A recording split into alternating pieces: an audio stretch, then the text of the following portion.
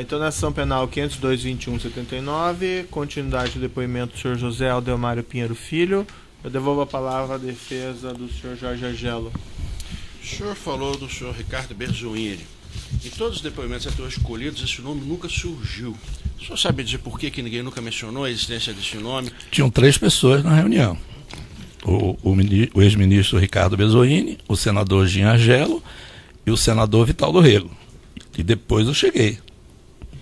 São essas pessoas que estavam presentes. O senhor podia descrever melhor o que foi que o senhor Ricardo Berzoini participou? Por que ele falou nessa reunião?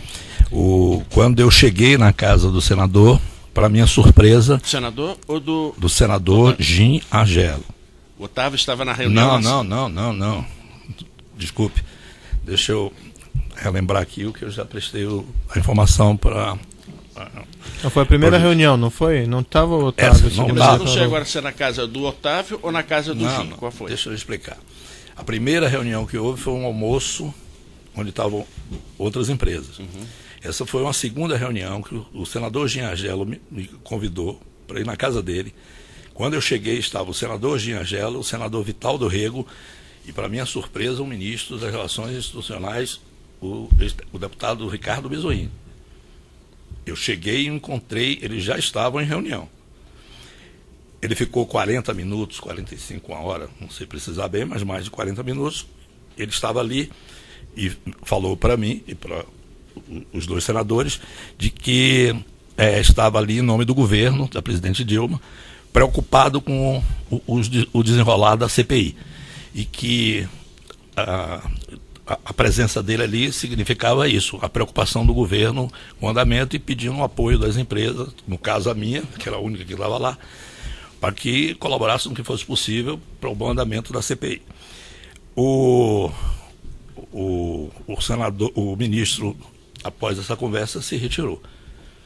Eu posso fazer suposições, mas não me foi dito. Claro que um presidente de uma CPI, um vice-presidente de uma CPI, um ministro de Estado e um empresário sendo investigado não é uma reunião adequada. Acho que isso está claro para qualquer pessoa. Então, a reunião em São Paulo foi a terceira reunião? Foi a reunião a terceira de vez? São Paulo, a reunião na casa do Otávio, em São Paulo, essa que o senhor se refere? É. Eu tive com o senador Jean e com o senador Vital do Rego uma única vez com o doutor Otávio. Mas ela foi anterior ou posterior a essa reunião que o senhor falou? Posterior. Posterior. Isso é junho, a data já foi dita aqui. Com relação ao que o senhor conversou com o senhor José Antônio Sobrinho, tá? O senhor disse que não tinha relações profundas com ele, o senhor conhecia muito pouco. Muito pouco. Tá? Então, por que o senhor se dispôs a conversar com ele sobre um assunto tão delicado quanto o CPMI? Não, desculpe, sim, me perdoe, eu lhe interrompi. Não, por favor, a pergunta é essa mesmo. Eu procurei o Zé Antunes, que depois eu vim saber, até porque o Gerson Almada foi preso junto no mesmo dia e ficamos juntos na Polícia Federal. O Zé Antunes não tratava de Petrobras. A área de atuação dele na Engevix era outra, né?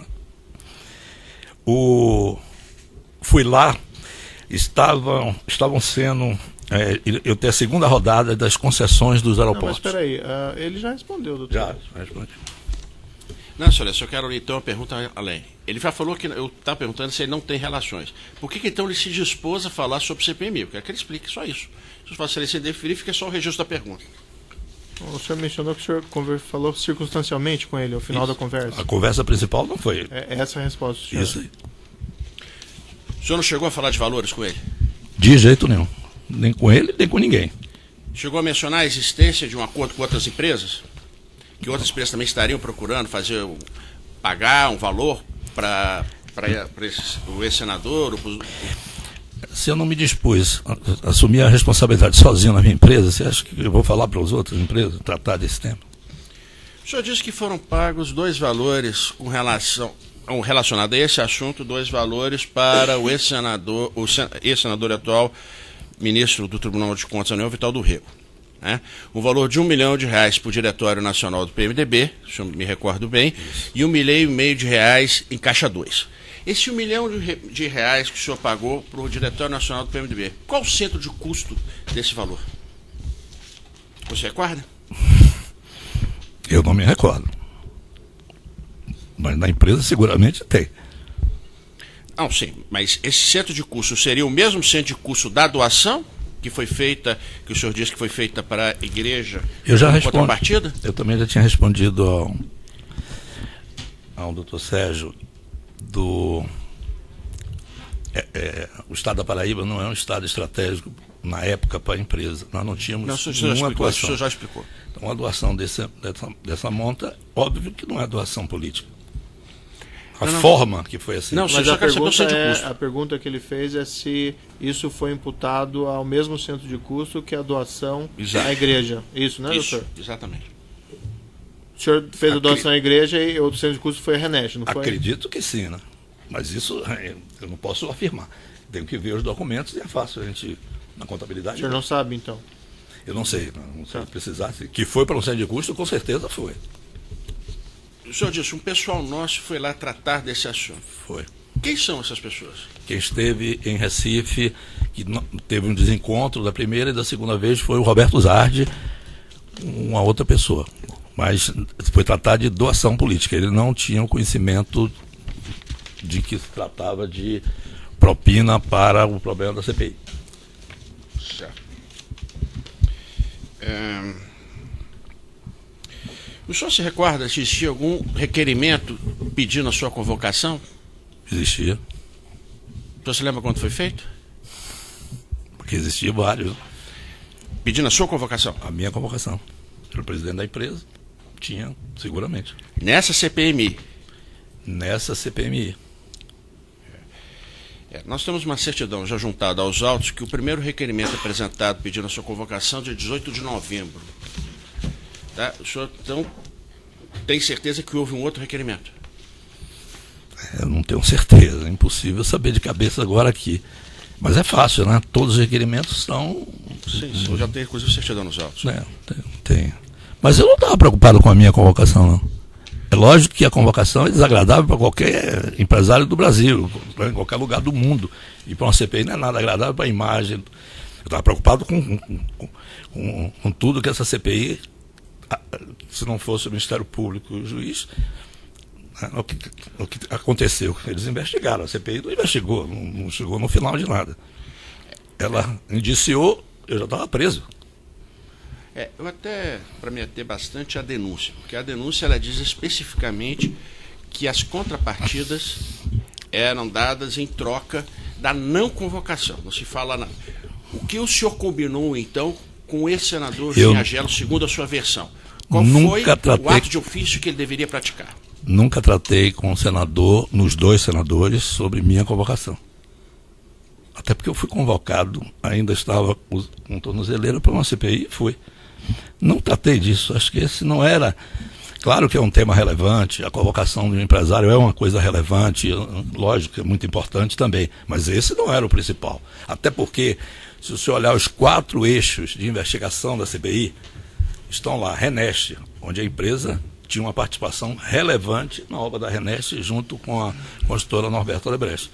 Então, nos 4 eixos de investigação da CPI, estava ali um grande negócio que a empresa estava associada. Então, essas são as preocupações maiores nossas e outras que acabaram vindo na investigação da Lava Jato.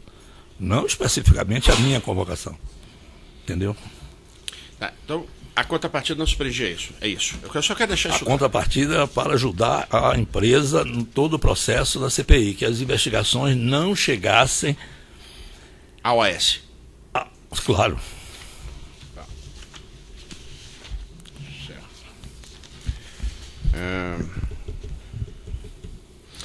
O senhor se recorda como é que o senhor recebeu posteriormente o indiciamento por parte da CPMI da sua empresa e do senhor? O senhor se recorda disso? Eu estava preso. O senhor já estava preso? Não chegou a ter nenhum comentário, nada? Não... Acho que o nome da operação ela já diz tudo, né? É que eu já indaguei isso também, doutor. Então, com certeza. Vamos evitar repetir perguntas para nós ganharmos tempo.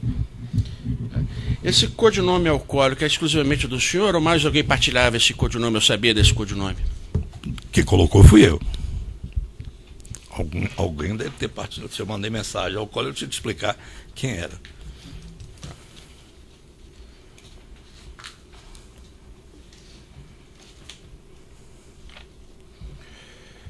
Por que o senhor, com relação ao senhor Otávio Azevedo, ele que então, na sua versão, é que intermediou por várias vezes os encontros com o senador Giagelo por conta da CPMI, para se tentar um acordo com relação a esses objetivos que o senhor colocou aí, de não aprofundar as investigações? O Otávio Azevedo intermediou 2 encontros meus com o senador Giagelo. O primeiro, na residência do senador em Brasília, com a presença do senador Vital. Mas aí eu vou interromper. Doutor, também já perguntou, né? Já respondeu isso? Nossa, eu estou querendo entender de que partiu a iniciativa. Não, mas ele já respondeu isso mais uma vez, né, doutor? Daí começa a ficar cansativo. Fica eu posso perguntar pergunta, ele várias vezes a mesma coisa. Fica o registro da pergunta. Pergunta aí. nova, doutor. Depois também... fica o registro da pergunta, Vossa Excelência defere e eu faço o lançamento em ata. Não precisa estar sendo gravado, mas eu peço que faça a pergunta nova, doutor. Não, mas a pergunta é nova. Não, essa não é nova. Pergunta é já nova. foi perguntado. Pergunta nova. Mais de uma vez. Com relação a essa doação de R$350 mil, tá, que foi feita, foi pedido um valor específico para o senhor? Foi, 350 mil. E foi tratado diretamente com o padre, ou o padre sabia disso ou não? Não, eu tratei com o senador Giagelo. Só isso? Ele me pediu o valor, eu disse a ele que daria, e ele me deu, eu mandei procurar a mão dele, aí eu não me recordo bem os dados de quem que devíamos procurar para poder ter recibo, fazer o pagamento, e que conta, essas coisas. Ele chegou a dizer por que essa doação? Bom, ele me disse que era uma entidade religiosa, que ele tinha um relacionamento, né, e que politicamente era muito importante para ele essa doação. Foi isso, a conversa comigo foi exatamente essa, que seria abatido dos pagamentos que tinham sido acordados para o senador Vital do Rego. Por último, esse registro dessa última doação de R$1,5 milhão, aí ficou algum registro dessa doação? A operação. Que é Caixa 2? Sim, tem tudo isso, é Caixa 2, né? Então foi feito um pagamento através de alguma empresa, essa empresa retorna o dinheiro e foi feito o pagamento, isso tudo. E o centro de custo? O senhor se recorda? Deve ser o mesmo centro de custo, não tem como. A empresa, nessa época, devia ter 150 negócios em andamento, com milhares de pagamentos. Seguramente, o assunto CPMI tem a ver com a Petrobras, não tem a ver com outra coisa. Só isso, Excelência. Obrigado. Paulo César Ramos. Perguntas? Defensor? Valério Neves, tem perguntas? Defensor? Defesa de Roberto Zardi, tem perguntas? Defesa de Dilson Paiva, tem perguntas? Ricardo Pessoa, tem perguntas? Valmir Pinheiro, perguntas? Também não? E por último, o próprio defensor, tem alguma coisa? Questão, doutor? É só aprofundar alguns temas do que o Léo já disse a Vossa Excelência. Naquela reunião que estavam presentes representantes de outras empresas, o senador Giagelo, ele apontou quais seriam os riscos das investigações para as empresas? Só podia se aprofundar um pouquinho? Apontou sim, os riscos inerentes às obras que essas empresas estavam fazendo na Petrobras, que já havia um número significativo de questionamentos sobre os contratos dessas empresas, as que estavam lá, no âmbito da CPI, porque já tinha uma CPI, né? Depois foi criada, foi incorporada a CPI mista, que já tinha havido a prisão do diretor Paulo Roberto Costa, né? Já tinha os depoimentos, já tinha muita coisa, muito material, tá certo, em posse da CPI, e que isso podia causar seríssimo problema para as empresas. Isso foi deixado muito claro.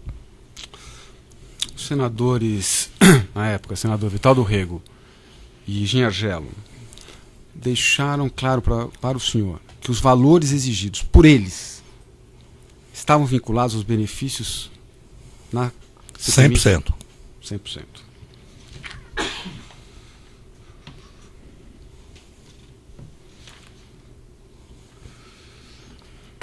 Léo, em algum momento o senhor determinou a exclusão da sua conta de e-mail dos sistemas da OS em abril de 2015? Nunca. Eu fui preso em 14 de novembro de 2014.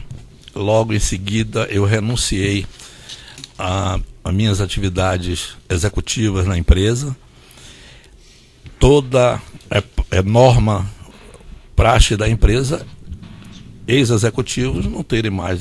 Todos os meus equipamentos foram apreendidos durante a operação do dia 14 de novembro, 100% dos meus equipamentos que eu utilizava. Então, e são elementos que fazem parte de vários inquéritos, essas mensagens, esses e-mails mesmo.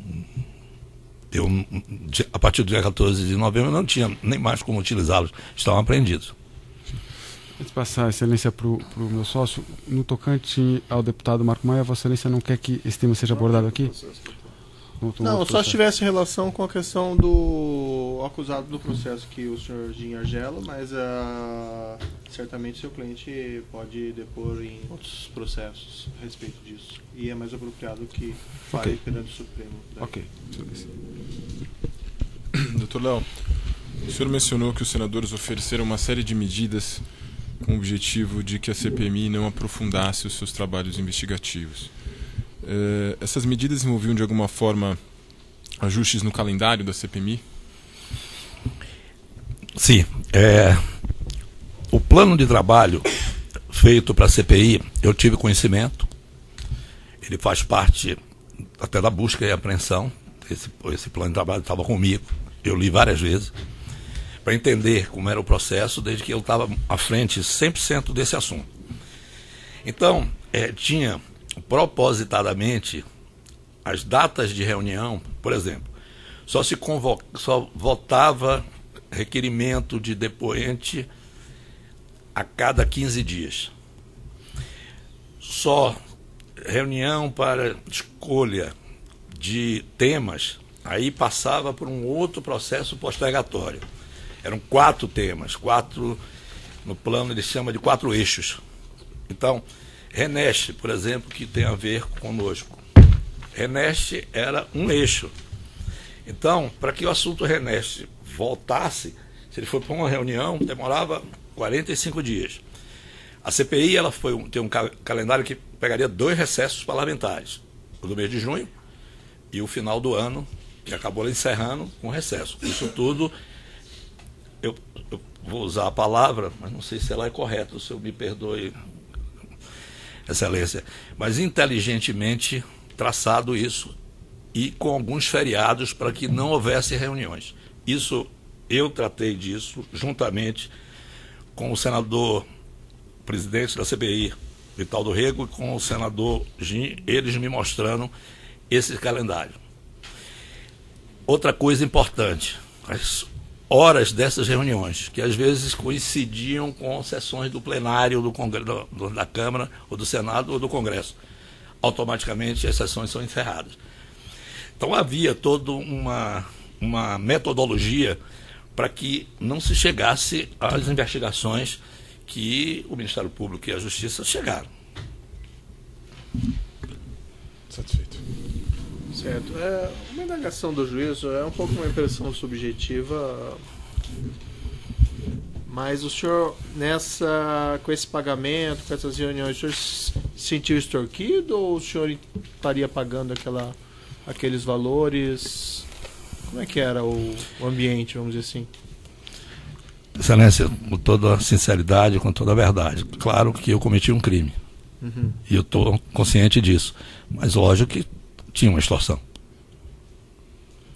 Mais alguma coisa que o senhor gostaria de dizer ao final do seu depoimento? Eu queria mais uma vez agradecer ao senhor, ao Ministério Público, ter essa oportunidade.